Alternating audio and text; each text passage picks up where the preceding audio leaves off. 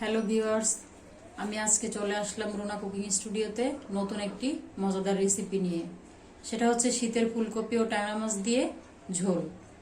খুবই সিম্পল একটা রান্না, যেটা আমরা নতুন যারা রান্না করি তাদের কাছে হয়তো অনেক কঠিন লাগতে পারে।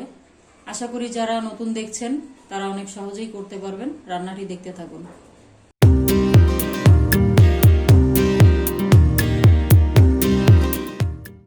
চলে এলাম আপনাদের সামনে রান্নার উপকরণ নিয়ে।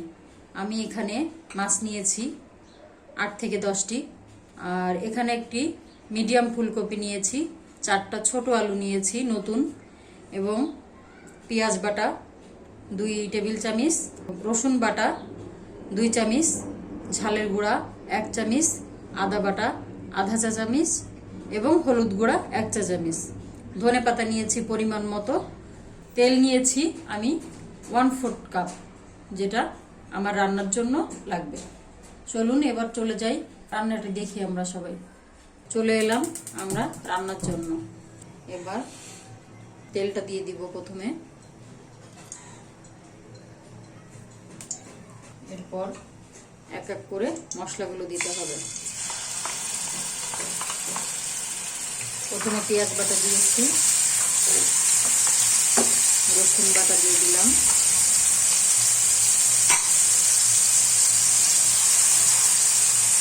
আদা বাটা দিয়েছি,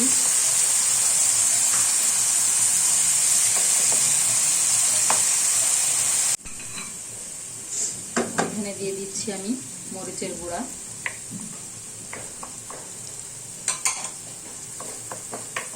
এই সময় আমি চুলার আঁচটাকে একটু কমিয়ে নিয়েছি, না হলে মশলা পুড়ে যেতে পারে। এখানে আমি দিয়ে দিচ্ছি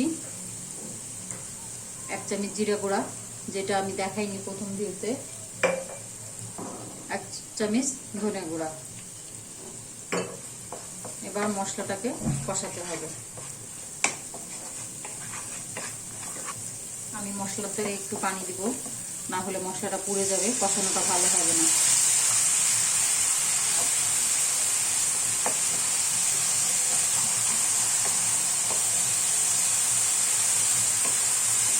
মশলাটাকে ভালো করে কষিয়ে নিতে হবে, না হলে তরকারিতে মশলার গন্ধ আসলে একদমই খেতে ভালো লাগবে না। দেখুন মশলাটা প্রায় হয়ে এসেছে, হয়ে আসতে লাগলে তেল ফুটে উঠবে এবং বোঝা যাবে গন্ধটা। আমি এখন এটাতে আরেকটু পানি দিব।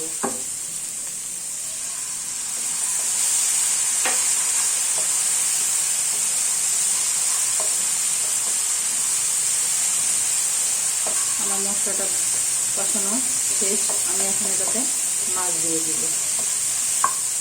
আমি এখানে মাছটি দিয়ে দিলাম। এখন যেটা দিতে হবে সেটা হচ্ছে লবণ। আমি মাছে আগে লবণগুলো মাখাইনি, কারণ ট্যাংরা মাছে খুব বেশি প্রবলেম হয় না মাখালে।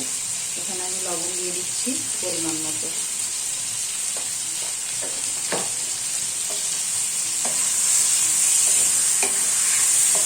লবণটাকে নেড়ে চেড়ে মিশিয়ে দিয়ে আমি এটাতে পানি দিয়ে দিব। পানি দিয়ে এটাকে কষাতে হবে, জল দিতে হবে কিছুটা সময়। আমি এখানে পানি অ্যাড করলাম।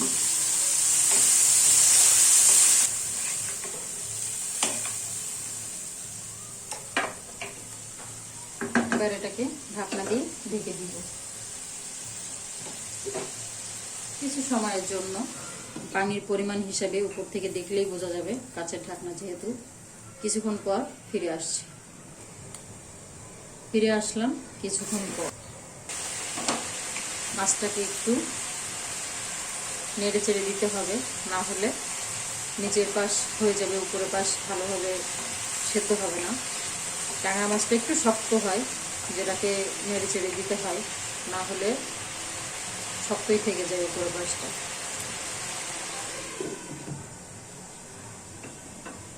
আবারও ঢেকে দিলাম, ফিরে আসবো কিছুক্ষণ পর। ফিরে আসলাম আবারও কিছুক্ষণ পর। মাছটা প্রায় হয়ে এসেছে, এটাকে একটু নেড়ে চেড়ে দিতে হবে।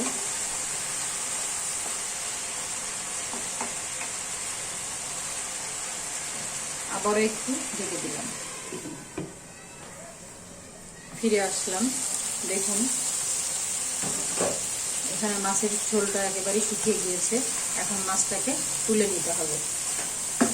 আমি এই সময় চুলোর আঁচটাকে কমিয়ে নিলাম। মাছটাকে তুলে না নিলে সবজিটাকে কষানোর সময় মাছটা ভেঙে যাবে। আমি এখানে মাছটাকে কষিয়েছি 7 থেকে 8 মিনিট। আপনারা অবশ্যই কিছুক্ষণ পর পর মাছটাকে নেড়ে চেড়ে দিবেন, তা না হলে মাছটা এক পাশে লেগে যাবে এবং ভেঙে যাবে, অপর পাশে ভালোভাবে হবে না, এবং মশলাটা পুড়ে গেলে তখন তরকারিটা খেতেও খুবই বাজে লাগবে। এখন এটাতে আমি আলু দিয়ে দিব পুরোটাই, সঙ্গে ফুলকপি।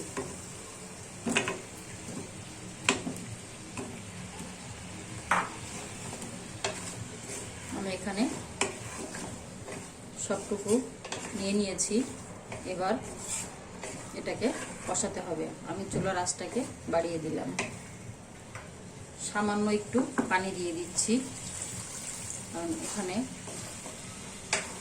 মশলাটা লেগে আছে অনেকটাই, যেটা সবজির সঙ্গে মিশছে না। আপনারাও ঠিক এভাবেই করবেন, তা না হলে জোরে আঁচ দিলে মশলাটা সাইড থেকে পুড়ে যাবে। এখানে আমি এবার পুরো পানিটা দিয়ে দেব সবজিটা সিদ্ধ হওয়ার জন্য।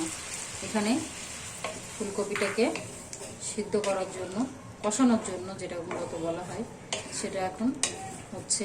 আমি এবার এটাকে ঢাকনা দিয়ে ঢেকে দিব। ফিরে আসব কিছুক্ষণ পর। ফিরে আসলাম কিছুক্ষণ পর। এটাকে একটু নেড়ে দিতে হবে। ফুলকপির ডাঁটাটা অনেক শক্ত থাকে, এটাকে নেড়ে না দিলে সিদ্ধ হয় না। অনেক সময় উপর নিচ থাকে, এটাকে উল্টে পাল্টে দিলে ভালো সিদ্ধ হয় এবং ফুল গলে যায়। অনেক সময় দেখা যায় যে ফুলকপির ফুলটাই গলে গিয়েছে, ডাঁটাটা শুধু আছে, এই জন্য নেড়ে চেড়ে দিতে হবে। আবারও একটু ঢেকে দিলাম। আবারও ফিরে আসলাম। আমি এখানে টোটাল ফুলকপিটাকে 7 থেকে 8 মিনিট কষিয়ে নিয়েছি। কিছুক্ষণ পর পরে সেটাকে নেড়ে চেড়ে দিতে হবে, না হলে ভালোভাবে সিদ্ধ হবে না। এই জন্য আমি কিছুক্ষণ পর পরই ঢাকনাটাকে উঠিয়ে নেড়ে নেড়ে দিয়েছি। এটাতে আমি এখন ঝোলের পানি দিয়ে দিব। এখানে আমি প্রায় 3 কাপ পানি নিয়েছিলাম। টোটাল পানিটাকে আমি অ্যাড করেছি। যেহেতু মাছের ঝোল, একটু পানি দিতে হবে, তা না হলে ঝোলটা ঠিক মতো থাকবে না। ফুলকপি অনেক সময় ঘন হয়ে আসে, অনেক সময় কি ফুলকপি তরকারিটা একটু পানি না দিলে ঘন ঘন হয়ে গেলে মজা লাগবে না, মাছের যে ঝোল যে ব্যাপারটা সেটা থাকবে না। এখন এটাকে আমি ঢেকে দিব। এবার এটাতে বলক উঠলে আমি 2 থেকে 3 মিনিট পর ফিরে আসব। ফিরে আসলাম 2 থেকে 3 মিনিট পরে। দেখুন এই সময় চুলার আঁচটা ফুল আঁচে রাখতে হবে। টোটাল রান্নাটাই ফুল আঁচে। মশলা দেওয়ার সময় একটু আঁচটা কমিয়ে নেবেন, না হলে মশলাটা পুড়ে যাবে। এখন আমি এখানে যে মাছটি উঠিয়ে রেখেছিলাম সেটাকে দিয়ে দিচ্ছি।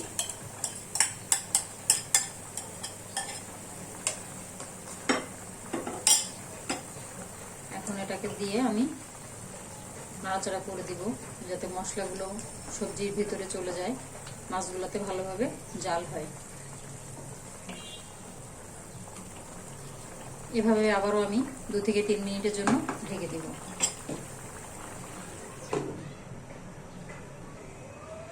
ফিরে আসলাম 2 থেকে 3 মিনিট পরে।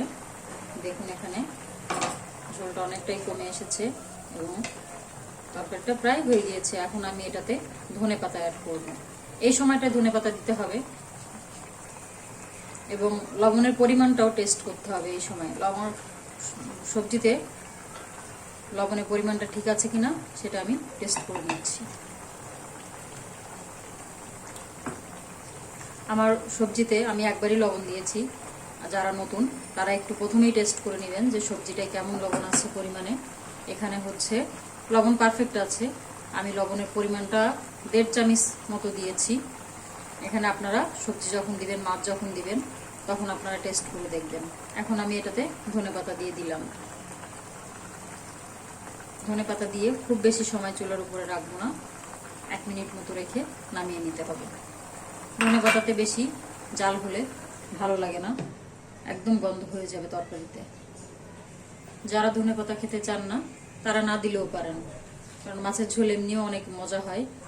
ধনেপাতা সবার ভালো লাগে না, সেক্ষেত্রে না দিলেও চলবে।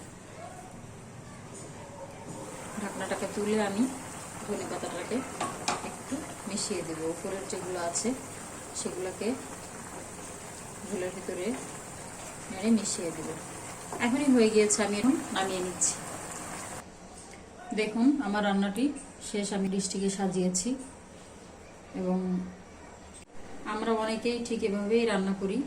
এই রেসিপিটি নিয়ে আমার উদ্দেশ্য হচ্ছে যারা নতুন রান্না শিখছেন, আবার যারা ব্যাচেলার থাকেন মাঝে মাঝে একটু অন্যরকম রান্না করতে চান, তাদের শেখানোর জন্য।